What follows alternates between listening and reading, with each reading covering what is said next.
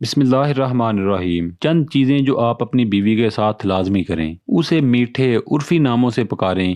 نبی صلی اللہ علیہ وآلہ وسلم عائشہ رضی اللہ تعالی عنہا کو عائش کہہ کر پکارتے تھے۔ اس کے ساتھ کوئی بھی حلال کھیل کھیلو۔ نبی صلی اللہ علیہ وآلہ وسلم عائشہ رضی اللہ تعالی عنہا کے ساتھ دوڑ لگاتے تھے، اور جب شوہر اپنی بیوی کے ساتھ کھیلتا ہے تو اللہ اس سے محبت کرتا ہے۔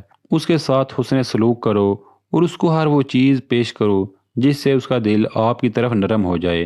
عرفات میں آخری خطبے میں نبی صلی اللہ علیہ وآلہ وسلم کی طرف سے یہ اشارہ۔ اس کے لیے تحائف خریدیں، بعض اوقات ٹافی ہی کیوں نہ ہو۔ انہیں ایک بچے کی طرح سلوک کرنا پسند ہے۔ گھریلو سرگرمیوں میں اس کی مدد کریں جب بھی آپ موجود ہوں، کھانا پکانے، کپڑے دھونے، کمرے کو صاف کرنے وغیرہ میں، یہ سنت ہے۔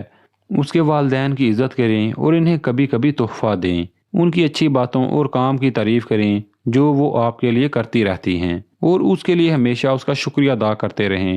اللہ فرماتا ہے جو لوگوں کا شکریہ ادا نہیں کرتا وہ میرا شکریہ ادا نہیں کرتا۔ اسے بتائیں کہ وہ آپ کے لیے کتنا معنی رکھتی ہیں اور آپ اس سے کتنا پیار کرتے ہیں، اور آپ اسے پا کر کتنے خوش قسمت ہیں۔ اس کی باتیں پوری توجہ، محبت اور دلچسپی سے سنو، اور جو مسائل وہ بتائے ان کو فوری حل کرو۔ اس کو اس کا عیب بتانے سے پہلے اس کی تعریف کرو۔ اچھی خوشبو منہ اور جسم دونوں، یہ سنت ہے، سے ہمیشہ آپ اپنے آپ کو مزین کریں۔ جب کبھی آپ ساتھ ہوں تو اس کے ساتھ گفتگو کریں۔